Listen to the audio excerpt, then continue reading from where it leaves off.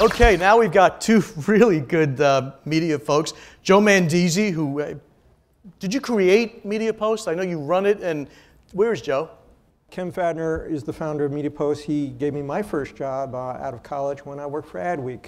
Ah, wonderful. And I've worked with him now for 2/3 of my career when I wasn't working with Jack Myers. Yeah, I know. I was going to say, you started off working with Jack. Media has become such an incredibly creative, diverse business from just in these years. And you know, we actually kind of pontificated earlier today about how creative needs to get as creative as media is these days. Everybody's producing, for the large part, 30s and banners, but media's taken on so many different iterations. You guys have done an amazing job of following every new media company that pops up. Well, it's been helpful when, you know, basically I'm a journalist and all my sources are people like the ones in this room, smart guys like you, Jack, and others who have told me where the news, where the movement was going. I love the fact that you gave a shout out to David Verklin for helping to found this organization.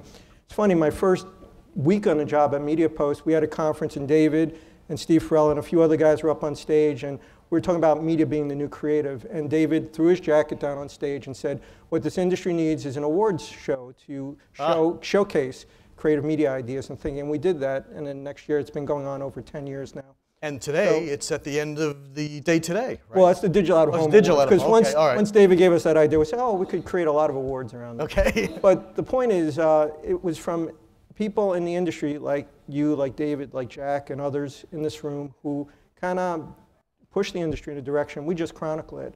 And thankfully, you guys keep making news and changing things. And I will say this, I feel very fortunate to be a journalist covering this business because it never gets dull. It certainly does, and a great time, and a terrific guy, smart, and one of the great guys. So I think we've got Lori up first, right? Is that correct? Lori, welcome, the CEO of Havas Media North America.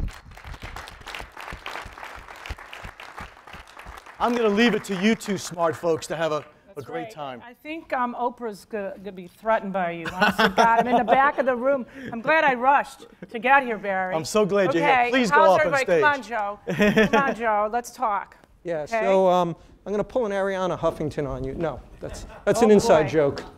So this is great because I get to speak to two of the most interesting people in the industry right now and get to find out what you're really developing. And the reason I say that is it's just coincidental that you're in the same pod, as they say in TV land. But both of you, both you and Martin, who I'll introduce later, I would put in the bucket of transformers right now. That what you're doing is you're transforming your organizations within a very powerful industry of entrenched, gigantic players. Yes. And you know, I think that's an opportunity, and that's really what I want to get out of you today, which is how is the way you're reorganizing? So let me give you a little quick background if everybody don't know Lori's background. But about 2 years ago, she was the head of the Chicago office of Havas Media and learned that she was now going to become CEO of the whole organization when a memo went through the organization restructuring the whole company. It had been owned by this famous Spanish family, Rodez, or controlled by them, Rodez family, and I'm going to mess up, Bolloré? Bolloré, because I speak it with a Bronx accent. With a Bronx accent. Yeah. And I'm a nice chick from Detroit, so we've got a good little pair here, right? So the bottom line was the Spanish were out, the French were in, and you were CEO. Correct. All in one day. Correct. And so it was an opportunity for you to reinvent things, but that's quite a whirlwind opportunity in 2 years to transform it. And I was in her office yesterday, and we were sitting there, and to show you what a buttoned up manager she is, she said to me she knew what everything in that company cost, including the tray of cookies that was sitting across from us. Yes. So you've done a lot to reorganize and restructure, and the other thing that I was really interested to find out was when I said, are you near completion, you kind of smiled, took a deep breath, rolled your eyes and said no, that you still have a lot more to accomplish. I already said it in my intro with Barry that, I'm excited every day I get to come to work and there's something new, something transformative going on. Yet business practices largely continue to do what they have done in the past. I mean, in terms of buying media, a lot of the planning is still in the same, formats that it was. At the same time, we have these different worlds colliding, digital, traditional media. You have place-based media, which is, like, to me, another day part. It's a geographic day part where you could start to capture people. So giving all that background, I'd like to start off with just a very top-level down view. which is, what have you been doing in this last 2 years to reorganize Havas to position itself generally to be the best media organization in the world? And not just media, I know you're about content too. Right. If you could talk a little bit about that, not really focus too much on this crowd, because we'll come back to that in a follow-up question, but just generally speaking, what is your point of difference? How is Havas Media differentiated? And why should people think of it differently than other agency brands? Okay, that's the longest question I've ever had in an introduction of my life in any panel. But first of all, it was an intro too. It was an intro. Okay, well, first of all, thank you. And where's Barry? Where did you go? Barry, thank you. I have a funny story of why I'm sitting up here today, besides the fact that I've been given the privilege of running a world-class media organization. But about 2 years ago, right before I became CEO, I was at an A&E upfront party at the Armory, correct? And it was a very spirited event, and Arlene was there and the whole gang, and it was time to go home, and I was standing outside trying to get a taxi, and here is this dude standing near me just chatting me up. I'm like, who are you, right? And I thought to myself, all right, this guy probably needs a friend, right? So I said, can I give you a ride home? And he's like, sure, right? And he gets in the back of a taxi, and the rest is history. And it's been an amazing kind of evolution of getting to know you, Barry, so I thank you. And I'm very impressed with what you've put together here, because I'll bring it full circle. So I did use a little bit of my background being from Detroit. I started in the automotive industry. When you have a commonality of product and services, it seems to be a pretty tight-knit crowd. So I jumped from Detroit to Chicago and now New York, and I basically have, created this life story. But along the way, what has happened to me is that you've got this collection of characters. And so knowing people across the US, I've been getting texts and phone calls and a note about people seeing me in elevators on the Captivate network, right? And what the hell, Lori, are you doing in my elevator in Kansas City or in Chicago or in Detroit or in New York or Miami, Florida, right? So it's kind of unbelievable when you talk about unprecedented reach, right? And I'm a living testimony that the distribution network works. Where's Mark? Anyway, there's a whole, it works. So thank you, Barry. Thank you, Joe. And Joyce, I know you're still in the audience, but last year I was on a panel with the IRTS, and I was blown away, not just by the quantity, but the quality of the interns that were, introduced that morning at the breakfast. And I know Havas has gotten involved with that. So I thank you, because the future of our business, it doesn't matter what channel, what technology, depends on the youth and depends on, you may call it the millennial, but it really depends upon, as young as high school and getting acclimated into media and technology. The charter school initiative here in New York, I think, and the whole charter school element that in choice schools, what they're doing about teaching young people media is so important. So I encourage my colleagues sitting here to get involved. Now to come back to you, Joe. Okay, so for the last 2 years, when you change ownership from a privately held, very tight-knit family into a massive holding company in a diversified platform, media and technology is just one element of that. I think the Bolloré family saw an opportunity to begin to sit at the table with very large conglomerates of media and media-owned assets. So what really sets us apart is that there's a family ownership. Joe was in the office yesterday, as he said, and I wanted to have some type of a point of reference for you today. And ironically, my boss was in the office yesterday, my global chairman, Yannick Bolloré, for the budget. We were in the middle of budget planning right now. So Joe got to see firsthand a relationship directly to the top of the organization that I have, which is quite a privilege, and sitting in a chair and operating North America. And because it's family-owned, there is a focus and an essence on people, and good people. And that has been my job for the last 2 years, to really find the right people that are adaptable, nimble, flexible, and really have a diversity of qualities, insights, and intelligence. A lot of risk takers, which I think is very important in this business right now, because there isn't a single way to address a problem that media can answer.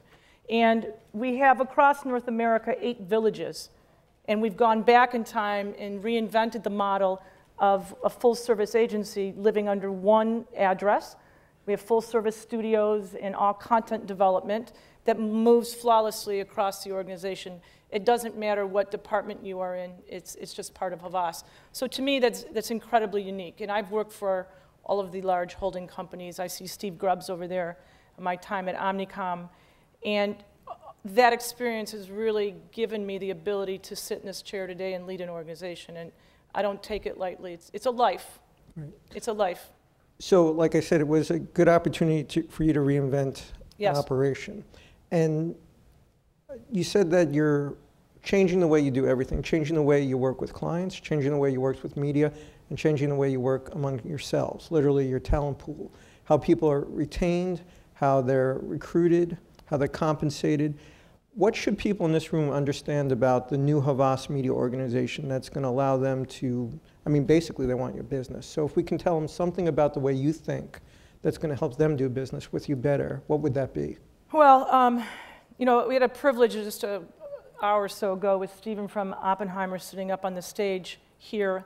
And I think the greatest testimony that we have to how we operate and how we actually manage not just your fiscal portfolio, but your idea portfolio, you know, is to talk to other clients. And, you know, on a daily basis, I think we try to provide platforms for clients to speak to each other and learn from what we're doing.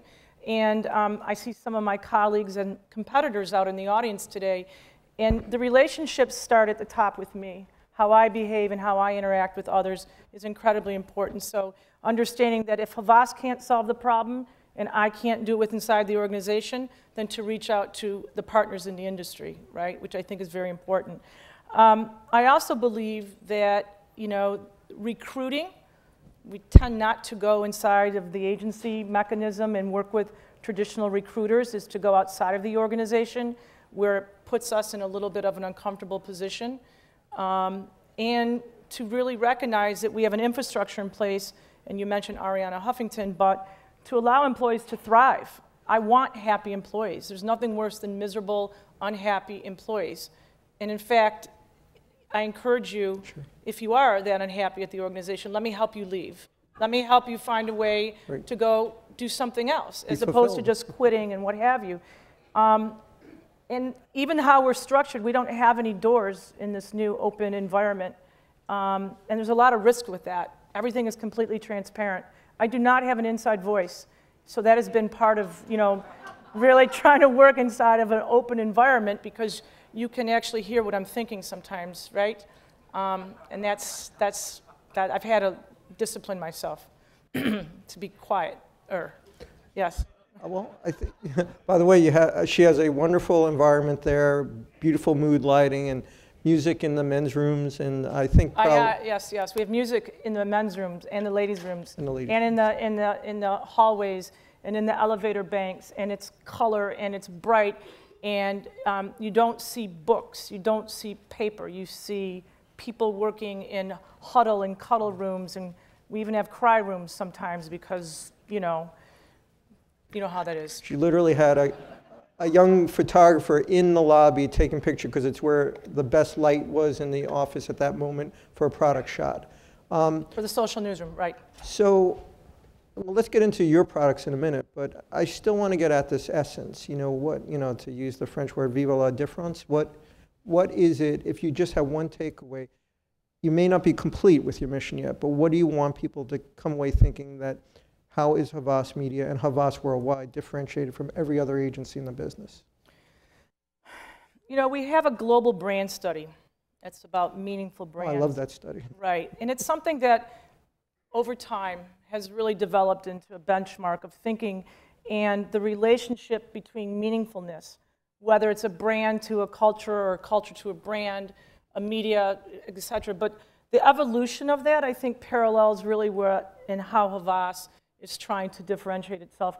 You know, there was recently the largest pitch in media in the last couple of years, the AB InBev pitch, and I remember sitting at the table with all of the big boys, right? And here was Havas, and there was a couple looks like, what are you people doing here? And part of it is that, you know, it's been in the dialogue in our industry, it's been about size and scale and the power to go to market. And I believe that trajectory has really changed, that it's really not every time about the size or the scale. It may be more about the meaningfulness of how we think and the intimacy with data and understanding the relationship moving forward in crafting very customized solutions to clients and partners. And I believe that in our size we are completely flexible to do that. And you know, it forces you to work at a different pace. Because you have to be more agile and nimble, it is an almost instantaneous, or I call real-time turnaround in thinking. And I see David over here, which has forced us a different way to go to the market and how we address not just purchasing or investment, or how we're going to try to change things within the market a little differently. And I was trying to, I always like bringing props when I go to speak, because in case you get bored, it gives you something to look at, right? So I was thinking today about this organization, about the DPAA. Is that okay? So the DPAA. So my very first boss in the business is a legend. His name was Lou Schultz. And for some of you might remember Lou, right? And he was a punk of a media director back at Campbell Ewald at 3400 Van Dyke Road in Warren, Michigan. I was so thrilled to have a job working on the Chevrolet business as an assistant media planner, tagging newspapers. Okay, newspapers. And you would have to literally have the dealers, you know, so you would rotate through the media department learning different channels. And I remember I got stuck in the out-of-home department. And I have with me here my outdoor math book, right? So you start to think about back then, even your mediums back then had a different currency and how you negotiated and how you measured. And that to me is so bizarre, because I read this right now and there's not one young professional under the age of 30 that would know what the hell this means, right? It's a very different way to look at things right now, but this was the benchmark of how we thought about out-of-home and how we thought about place-based, right? And then you've reinvented yourself in the digital platform that gives you so many more iterations of the business model and the business infrastructure, right? Which I think is very, very smart. So where were we, Joe? There were notes in the margin there from Erwin Efron for some It's classic, right? And this is how it used to be tested. So I love that meaningful brand study. In fact, I think MediaPost is going to launch a meaningful agency brand study, so we could get at that. But what I love about it is it gets at the heart. I mean, if you think about it, it's the thing that brands are trying to do, right? Exactly. From a media professional's point of view, this is a good segue into this audience now, which is it's all about making meaningful contacts with consumers, right? And you have 8 gazillion options, and they're growing by another gazillion every day, right? Yes. What is it that's special about digital place-based? Out-of-home has always been part of the legacy of the business. What is it about the ability to connect with people through a screen in a specific location with a specific mindset? I'm going to use a real-life example. A couple years ago, right before I became CEO, we purchased a company down in Atlanta called Ignition, which was a really kind of sexy, place-based experiential company. And the gentleman that founded it, his first name is Dill. Does that put it in perspective, right? In Atlanta, and it was in a farm, in a barn, and you know, there's some paperwork. And so what we saw, though, was the relationship that Ignition had with Coca-Cola and understanding testing and sampling of new products and services. But they had a niche in what I would call kind of the formation of a database of people that can enact and literally live the brand experience. And what has happened now with the overlay of digital and the technology of digital media within that world, I was able to see what Coke did in Sochi this year and what Ignition built for them, and literally tasting and feeling a brand in a much greater capacity and intimacy that, you know, we all hope our brands could do that and our partners could do that. So understanding, you know, the essential element of digital within this whole play space is absolutely incredible. And that I often laugh that I keep stuff like this when I get a book from Instagram or YouTube, right? It's still about the touch and the feel of content and being there. And you know, there's, to me, it is part of what the challenge is. How does that equation look in this mixture and this potion of all of these opportunities, and how does it actually come to life? You know, I live in New York Monday through Friday, and I go home to see my husband in Chicago on the weekends. So I kind of get the best of both worlds, in a global international city and then a true all-American city. Right. And the use of technology and media across 2 different DMAs or 2 markets is incredibly different. And you know, it really does show you the power of place-based advertising and how it can change the trajectory of relationships and sales and consumer interaction. Yeah, so we did a story yesterday that CNET launched a magazine just to prove your Yes. point that physical, tangible media still matters. The unique thing about all of the companies in this space is that they're all about a unique connection in a physical space. Has the way you allocate money on your clients' brands to reach consumers changed much in terms of the way you think about reaching them in physical space? Or is it still pretty much traditional reach and frequency logic that has ruled? Well, you use reach and frequency and logic in the same sentence, okay?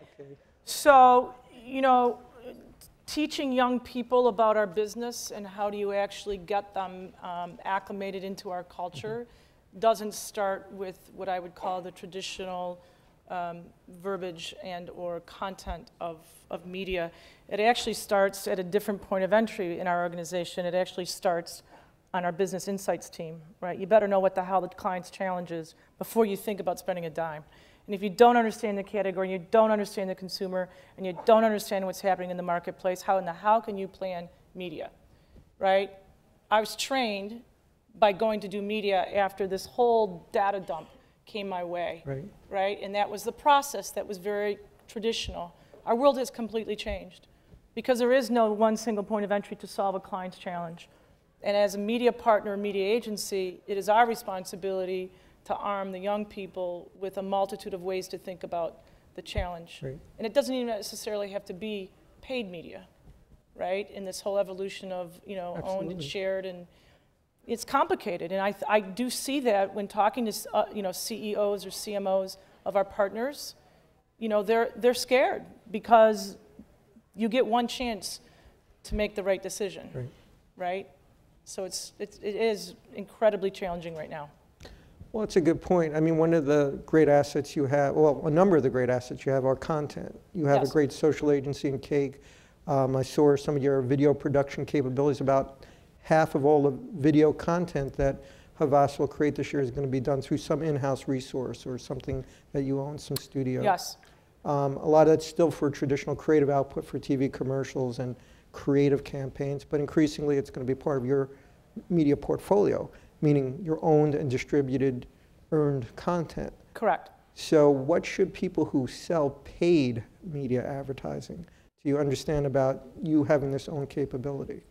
So we like to think of it this way, that as we have a piece of content, it technically moves from a broadcast to a narrowcast, and it doesn't necessarily matter where it moves through the journey, is it that it moves and that it stays fluid with consumers in the conversation.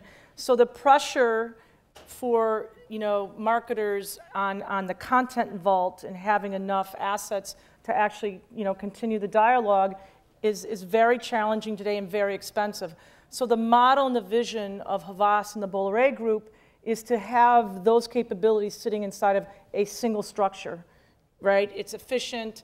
It is a relationship-based, you know, currency, and then the onus and the responsibility of getting it right sits within an integrated team. I remember on a Frey's breakfast not so long ago when the keynote speaker for the breakfast was Sir Martin Sorrell, and I spent some time at WPP, so great respect for Martin. And he was talking about the future of the WPP business, and he has a very distinct opinion about how WPP is structured, with media, content, analytics, you know, kind of a multitude of product offerings, all sitting very separately and across very separate, distinct P&Ls based on performance. Completely opposite of what the Bolloré Group and Havas believes in an integrated, you know, what's right for the client, one roof, you know, and at the end of the day, there's enough fair share of you know, success to move across the network.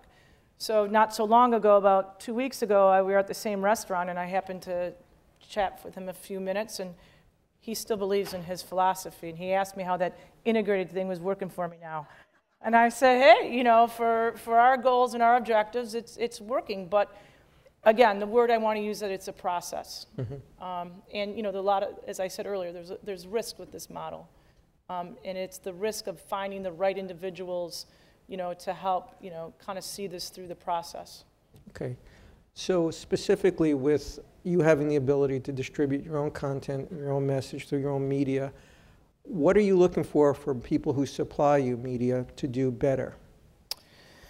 It's really funny because as some of the media organizations continue to have decrease in headcount and capabilities and consolidation and much more pressure on trying to validate the existing business models of some of the partners, we feel the pressure. We feel the pressure because, there's that constant vicious cycle of making the numbers. I think when you have an attitude of coming to the table with equal roles and equal ownership of success, I think the relationships are much more healthy. And, we're human beings sitting here. We all like to do business with people we like. So it's about having a respect and being nice to people throughout the relationship and the negotiation. But, it is, we like to believe that we can go anywhere within a holding company or a media company to find the answers or find the results. And to bring a multitude of ownership to a panel or to a problem, it doesn't necessarily have to stay within the holding companies. And I think that's new for our industry right now. It used to be very territorial and very marked on how you could actually move and work together. But, we have this incredibly sexy portfolio of brands called LVMH.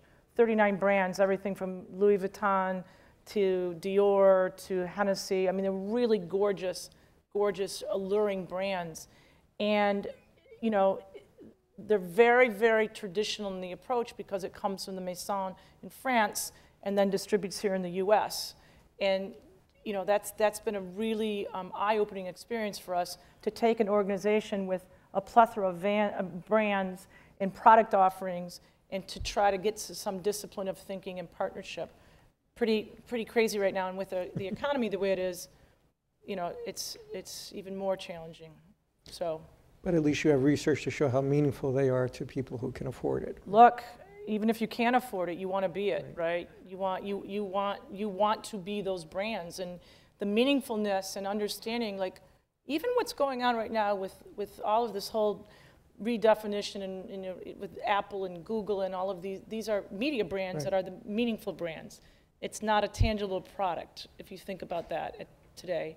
And we're so used to thinking about brands like a McDonald's or, we measure over 350 brands, and it's fascinating what's happening in the movement of brands right now.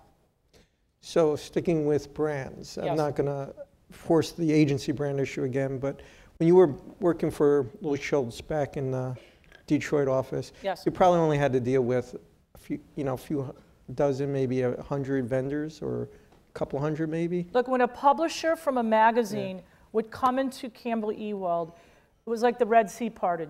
It was so important that you sat down with the publisher. Or when an agency or a media head came in, a head of sales, literally the respect was unbelievable. I think we've gotten away from that as an industry because of this, quote, fast-paced. You can ask the people at Havas, right? You treat people how you want to be treated. You follow up with a thank you note, or you return a call, or you don't be late for a meeting, right? Or you don't stand somebody up, because that's a reflection of us as an organization. And you're right, Joe. It is an amazing amount of opportunities coming at us, right? How do you deal with that? It is teaching prioritization of what actually can be done. And I'll go back to what I talked about in understanding the pressure on marketers with content and messaging. Don't underestimate what it takes. Even if you go up to the top of the funnel with broadcast and making traditional 30-second, 15-second units, or even what's going on right now in the market with some of the long form, right? Yes, it's transferable across the networks and across the platforms, but consumers have an attention span of a gnat, and they want more. They want to see more. There was an advertiser in the Monday morning New York Times. Why do I read the New York Times? LVMH is one of the largest advertisers in the New York Times, and I better know what clients are going on, right? And there was an advertiser that ran the same creative, 3 different spaces in the newspaper, same ad. I thought I was going crazy. Maybe it was a misprint, right? And it was that literally the advertiser didn't have enough creative. Oh, really? So you think about that across some of the But digital. they've realized that the effective frequency was 3. I guess this is what happens. See, back to the reach and frequency, right? But think about that in regards to across the multitude of channels. Right. It's enormous pressure.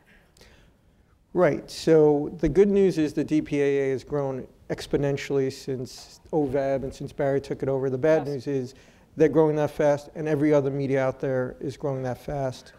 And your organization can't possibly grow that fast. So what is the one thing people in this room could take away to understand how to compete for your time and attention, just like we're all trying to compete for the consumer's time and attention? I'm assuming when you say your time, you mean the agency's time. Yeah, I know you're literally not going to take a call from a rep. Yes, I do. Oh, you do? Okay. Yes, I do. All right, so she'll take Because calls at guess the end. what? You know what? I was saying this earlier. Before I became CEO, I was still a pretty sophisticated media practitioner, right? I love to solve the client's problems. So when you become CEO, you forget that I don't do media anymore, like how I was raised in one of my core skill sets. I don't get to do that, and I love it. So when I get to come into meetings with the teams, or they look at me like, why are you here, right? But if you don't stay in touch with the movement in the market and understanding how fast our business is changing and understanding how many elements of opportunity there are out there, then I'm not being a very good CEO or a very good leader. And to be fair, right, at the end of the day, my commitment to a client is to give them the best and the brightest thinking. And if I'm not thinking bright, right, then something's wrong. So I get a little tutoring. I'm not afraid to admit it, right? I have coaches to help me to keep the pace, and I have to. And we have relationships with academia that really help ground us and keep us, I call it keep us fresh and keep us, applicable and relevant to the conversation. That's the biggest challenge, and that products and services are developing every single day. And that's just one element. On the backside of all of this, and I say the backside of all of this, is the whole analytic and data stacks that we deal with constantly and the evolution of that. We have a lot of clients in the lower funnel based on acquisition media, very sophisticated applications of data and science.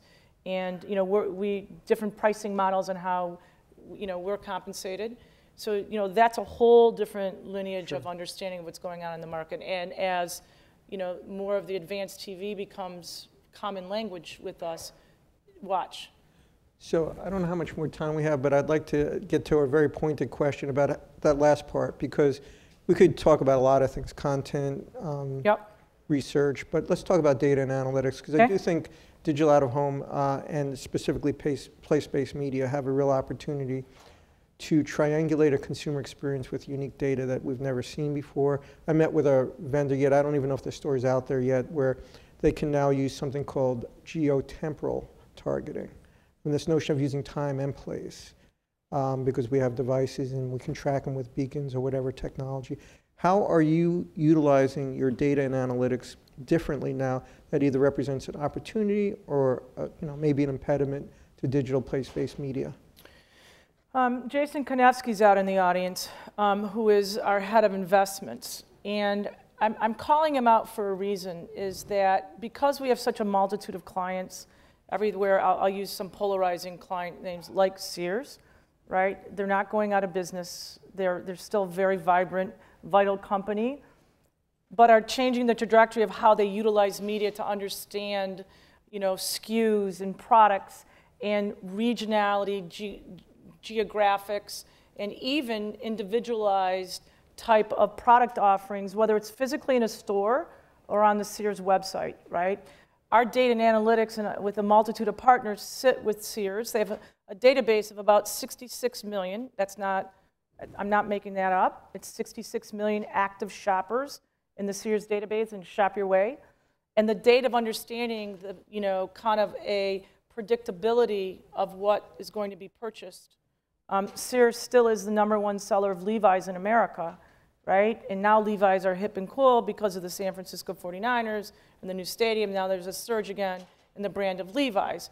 But how do I actually go and purchase Levi's based upon an incredible, complex matrix of consumers across the country? So helping with some data and insights, how we go to market on the big screen all the way down to the little screen, place-based in the malls. I was flipped out. I don't know if you've read about this, what's happening in the malls at Christmas with what, what DreamWorks is doing and this whole animated Santa Village approach. Forget Santa, digitally come see Santa and virtually come see Santa based on certain malls and the demography of a mall and the stores within a mall.